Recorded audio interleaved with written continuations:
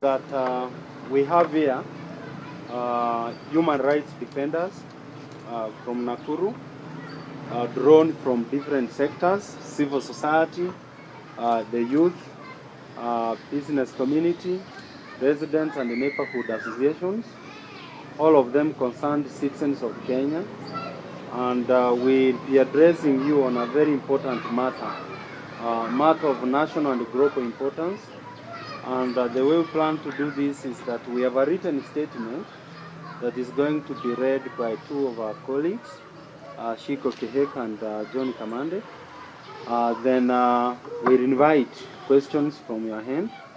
Omondi and myself will respond to the questions, and of course, any member of our team here will also be free to respond to you.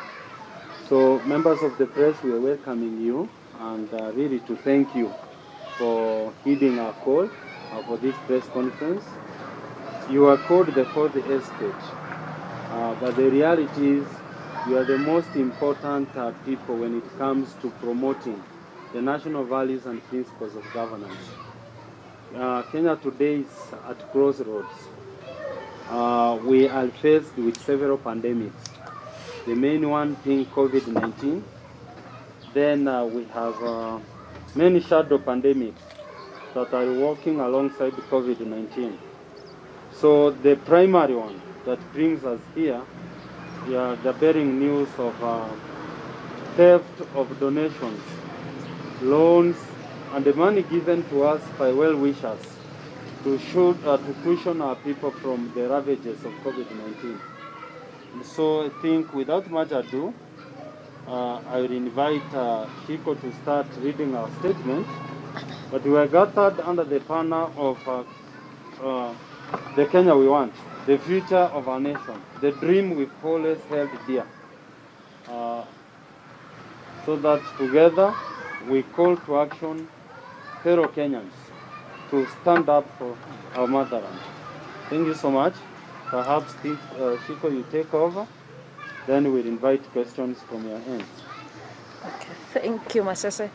The arrest COVID-19 demands are as follows. This is by the citizens of Kenya who are very concerned about the issues that are happening today.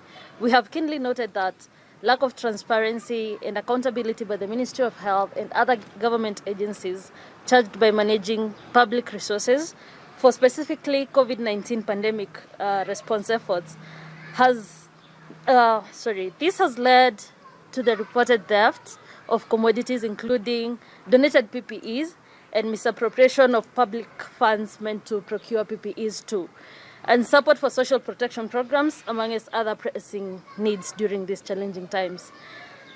Good governance, integrity, transparency, and accountability are enshrined as part of our national values and principles of governance in the Constitution of Kenya 2010.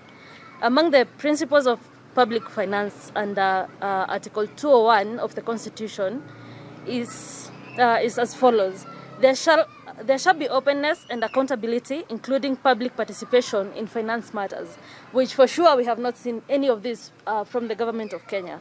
Despite of the above obligations given by the Constitution, the Ministry of Health and other government institutions involved in managing public resources for COVID-19 response has disregarded the call by Kenyan citizens to embrace the openness and accountability by making public the allocation and the expenditures of these funds. We, in particular, want as follows. Are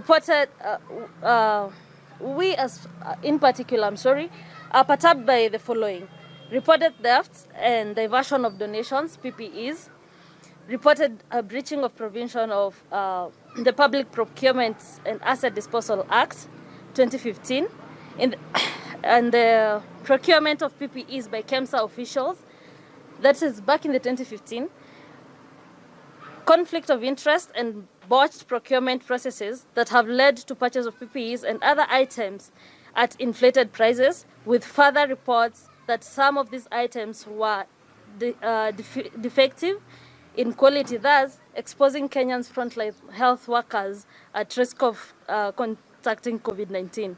lack of information on COVID-19 procurement undertaken by other state agencies, as this process has been characterized as urgent and as such is not a subject, sorry for that, my eyes are misbehaving, to compromise to the Executive Order 2 of 2018 on the publication of public procurement data. Lack of information on acquisition and distribution of personal protective equipment, PPEs, lack of information on procurement of relief food items by the county government of Nakuru.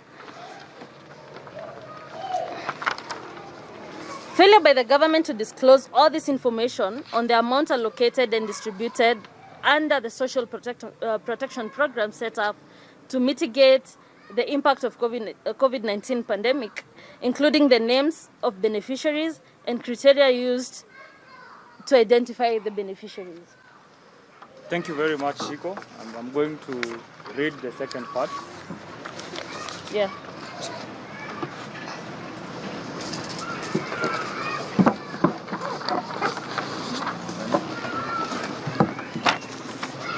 Thank you very much, Shiko. I'm going to read the second part of the statement. My name is John Kamande, part of the team. And in view of these disturbing observations, we, concerned citizens of Kenya, demand of the following. 1. All government agencies, including Nakuru County Government, must immediately publish the names of companies and their beneficial owners and individuals awarded any contracts for COVID-19 related commodities or services and the contract amounts at national and county level on the Public Procurement Information Portal. 2.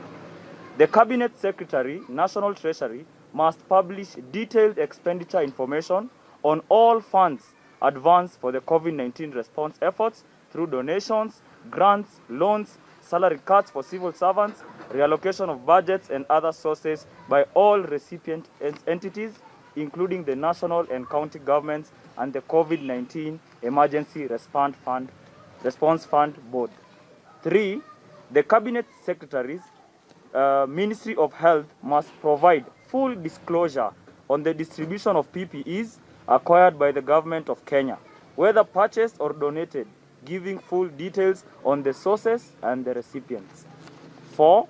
The Public Procurement Regulatory Authority must publish a market price index of all essential drugs and commodities required for the management and response to COVID-19. 5. The Ministry of Labor and Social Protection must publish all information on the criteria for allocation and distribution of social protection funds aimed at mitigating the impact of COVID-19 pandemic, including the list of all beneficiaries and the amounts disbursed so far. 6. The Auditor General must conduct an independent audit of all funds advanced for the COVID-19 response efforts to all recipient entities, including the national and the county governments and the COVID-19 Emergency Response Fund Board. This audit should include the accounts for different government institutions using public resources to respond to the COVID-19 pandemic. 7. The Ethics and Anti-Corruption Commission and the Directorate of Criminal Investigation must fast-track their efforts to investigate and the already suspected cases of theft at national and county levels to facilitate the arrest, timely prosecution, adjudication, and recovery of the stolen resources. 8. Development partners must demand that the government publishes full information on the disbursement, allocation, and utilization of all funds advanced as grants or loans. 9. The President must involve anti-corruption and other oversight agencies in the National Coordination Committee on the response to the coronavirus pandemic to steer comprehensive anti-corruption measures that will insulate COVID-19 resources against further pilferage. And finally, 10. The President of Kenya must address the nation on the allegations of corruption and announce transparency and accountability measures to be undertaken to safeguard resources against further theft and to bring those implicated to book. So that is our statement on behalf of KTM and I think the auspices under the Nakuru Human Rights Network. I think at this juncture I will invite Masese to coordinate any questions you can have from our media people. Okay, thank you. Niweke mask, unajua mkutano kwa TV. Thank you, Shiko and John, for the clarity in your reading of the statement. Before we allow questions from the media, I think all of you, as Kenyans, you must really be perturbed by what is going on in our country. It cannot be that our doctors are suffering and dying indeed, our nurses are dying, being exposed to this very dangerous disease, when a few people to whom we have given a responsibility to ensure that our rights are fulfilled are enriching themselves from donations, loans and grants meant to ensure that this pandemic does not continue devastating us. This is not the first time that our government is accused of stealing money meant to address an emergency. Even when there was famine, you remember that popular campaign, Kenya for Kenyans. You remember county governments, national governments, particularly those responsible for emergency response, were accused of stealing donations from poor Kenyans.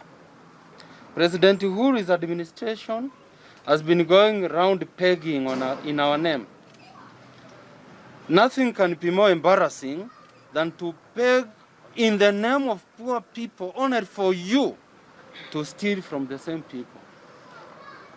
Today as we speak, you already are aware that main bilateral donors to the Ministry of Health are considering withdrawal their support to the health services. It's not Uhuru and his government that is going to feel the heat of that withdrawal. It shall be our poor mothers, sisters, popularly known as Wanjikus. So as human rights defenders, it is our responsibility, it is our sole duty to ensure that this does not continue to happen. And so we are gathered here to vocalize not only our anger, but also our commitment to stand in defense of our country, as this is our patriotic duty. The names that are associated with this theft are the names of individuals and the companies holding high places in various institutions and having association with men and women who hold senior positions in this government.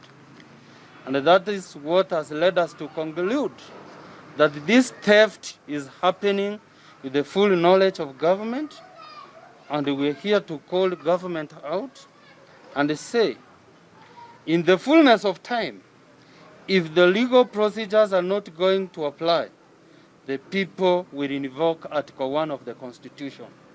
We are going to say people's power, and Article 37 of the Constitution shows us what to do in such circumstances. And so, apart from this press conference today, we are planning a series of activities. Come Monday, next week on 24th of August, we are going to stage one of the biggest street demonstrations in Nakuru that we haven't witnessed in our lifetime. And the generals you are seeing here are going to mobilize other generals to demand that if government is not going to implement the recommendations we are giving to them, then Uhuru would not have an option other than to step aside. You might think this is far-fetched, but if the collective anger of Kenyans is consolidated, we are going to have a bloodless revolution. We must demand that government obeys the people, because that's what the Constitution demands of them. And we believe that with your support as civil society, we are going to restore integrity in our country, and we are going to live the constitutional dream of a country's people live with all their rights guaranteed and fulfilled, a country whose citizens will always be proud of being called Kenyans. You know, we are ashamed of being called Kenyans because this is the land whose government is composed of thieves. And that, ladies and gentlemen, is what we must bring to an end. Thank you so much. I will allow Mr. Omondi perhaps to add and respond to any questions that you might have. But perhaps you can raise questions so that Mr. Omondi responds to those questions. And of course, my colleagues in the background would also jump in to respond to any questions that you may have. Thank you so much.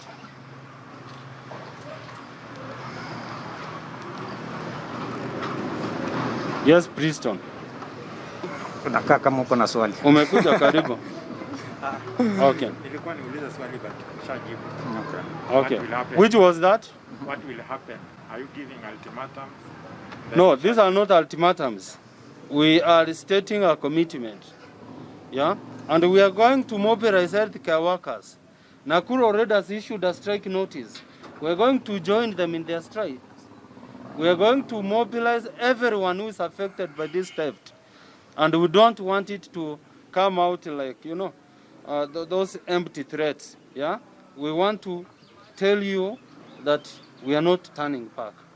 You know why these things are happening? Do you know why? It's because we do nothing. We have made the thieves so confident that they don't care. So we must remove that confidence. Recently, one of our colleagues said, when we lose our fear, they lose their power. So it's that moment that we must lose our fear.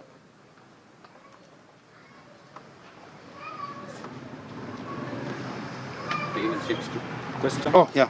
Mr. Mondi, you sit here. Kuna swali? Yeah, wako na short. Ndio maana wananiambia. Kuongeza sauti. Wanajua uko na sauti. Ongeze volume.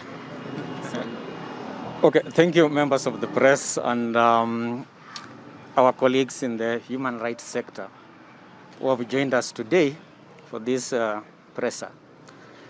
Mine will be very little because my colleague Masese has really expounded on the problem that we are having. We are here as a society that elects leaders who loot, then we keep quiet. That's the tragedy of this country. It's high time we move from social media organizing to community organizing that is geared toward bringing change, because this cannot continue forever. Right now, as Masese has rightly put it, the frontline officers from our health sector are issuing notices to go on strike. They are going on strike while, as a country, we are being faced by a very, very dangerous pandemic that is COVID. This is an issue that we cannot longer keep quiet about it. We need also to start discussing how do people get into power? Who funds them?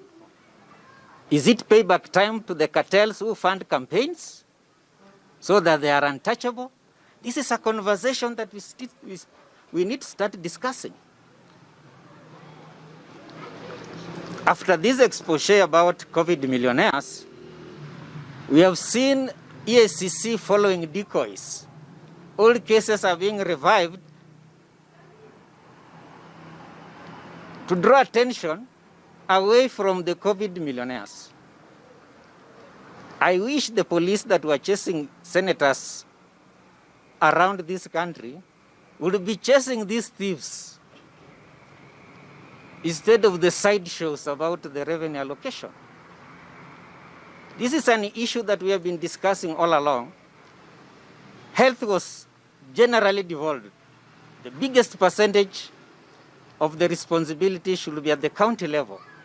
And we have been arguing, why is it that most of these things concerning money is still at the national level? It's by design, it's not by accident.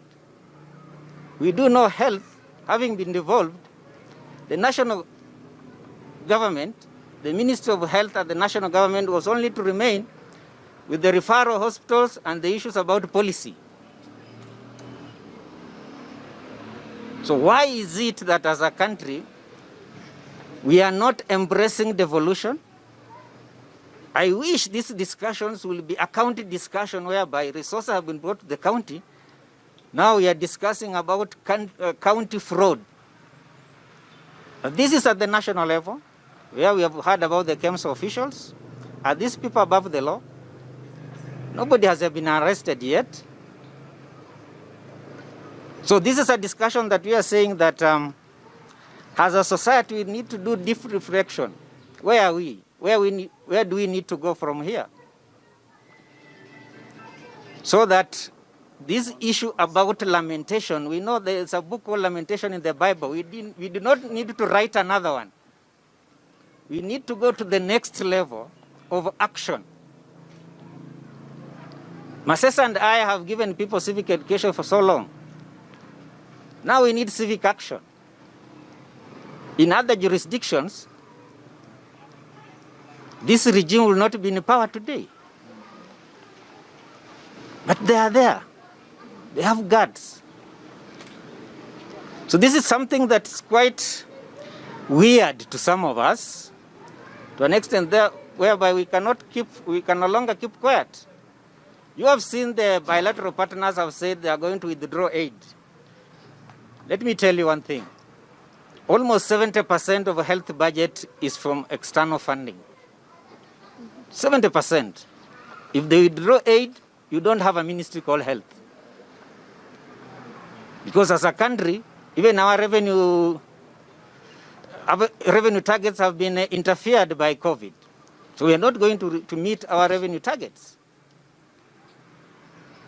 A situation whereby somebody steals money meant to address a pandemic, and we are quite comfortable discussing BBI and 2022 elections. We are a sick society. We are the problem. They are not the problem. We are the problem. When Article 1 of the Constitution was written, it was not by accident. It was by design. How are you utilizing that power? So to me,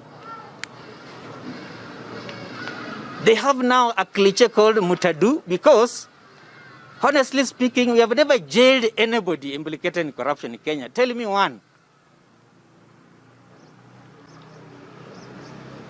Particularly public funds. So this is embedded impunity. They are used to it. People are fundraising for 2022, guys. You see? So if we don't come and organize and say this should no longer happen again, then this will continue. This is our warm-up. By the time we clock next year, things will be convoluted into politics, and you won't have even a voice. In fact, you will be branded you are in camp A and B because of the way you are speaking. So we have to speak now. So ladies and gentlemen, are we ready for civic action? Raise your hand if you are ready for civic action. Yes. People's power! Power! You know, are you ready? Are you ready for civic action? We are ready. People's power! Power! People's power! Power! You know, in March, when it was announced that we had the first case of COVID, there was this quick action from government. You know what the agenda was? To create a situation of an emergency so that money flows in. Uhuru spent 2 months, facilitated the stealing of the money, then threw the responsibility to Kenyans and to the county governments. Now there is no money for county governments to use. You've heard what the Council of Governors are saying. And we've been told, muji sort. Mujinunulie mask, ukipatikana bila mask, unashikwa. Ukishikwa, ni kashika kwa polisi. Ujisort, ukiwa mgonjwa, mliona juzi walisema, Sasa ukiwa mgonjwa ujigharamie, si ni kweli? Wameleta kitu inaitwa home based care yenye inastahili kufanywa na kina nani? Community health volunteers. Hapa kuna wachache. Ni wangapi mnalipa kufanya hiyo kazi? Ni wangapi wametrainiwa kufanya hiyo kazi? So, COVID was a blessing in disguise for the for the corrupt entrepreneurs in this country. And all this has happened because of our collective silence. That is what we are going to rectify, beginning now, moving forward. So Nairobi, they are demonstrating today. Nakuru, we are demonstrating on Monday. 25th, Kisumu, Kabarnet, Eldoret. 26th, Mombasa. Katiba Day is gonna be the mother of all demonstrations. We are going to call upon trade unions because it's their workers who are suffering. So Mzee Kotu, our dear old Mzee Kotu, we want to request him to set aside PPI and the related monkshines to join the true movement that is committed towards emancipating the Kenyan worker. We cannot afford to create comfort zones for thieves. That's what we are telling you. And I think this is just a microcosm, a demonstration of the anger that Kenyans have. And we're not going to stop at anything. But we need you. We need you. Look at you. How many of you are given masks by their employers? I would say you too have been thrown under the bus. So let's collectively remove ourselves from below the bus. Otherwise we'll be crushed to nothingness. Ama namna gani watu wangu? So we'll finish this up unless there is any question. There is a common song we sing. This is what gives us power. This is the fuel that keeps us going. People like myself and Omondi who have grown gray hair in the trenches, this is what has kept us this far. So a few of us know the song. We are going to be led by Wanyambugi. We are going to be led by Wanyambugi. He knows he can only remember the first stanza, but we will. So we'll stand. Is there any question? A final one. Mercy Kaenda, it is unlike you not to ask you questions. You explained everything. Thank you so much. So what we do, we hold our hands to our chest, and then we'll you know what I'm demonstrating, yeah? So Kupigwa na kupokonywa maisha hakutatuzuia sisi wananchi kunyakua uhuru wetu na haki ya jasho letu na haki ya jasho letu. Tumekataa kupiga magoti mbele ya hawa wauaji. Bila shaka sisi pia ni watu, hali ya utumwa tumeikata, hali ya utumwa tumeikata.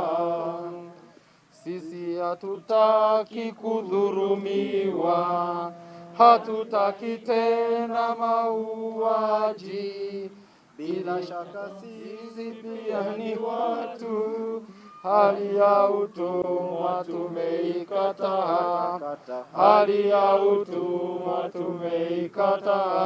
Uhuru wetu wa Kenya, uhuru wetu wa Kenya, tupiganie katiba yetu wa Kenya, katiba yetu wa Kenya, tupiganie afya yetu wa Kenya, na afya yetu wa Kenya, tupiganie.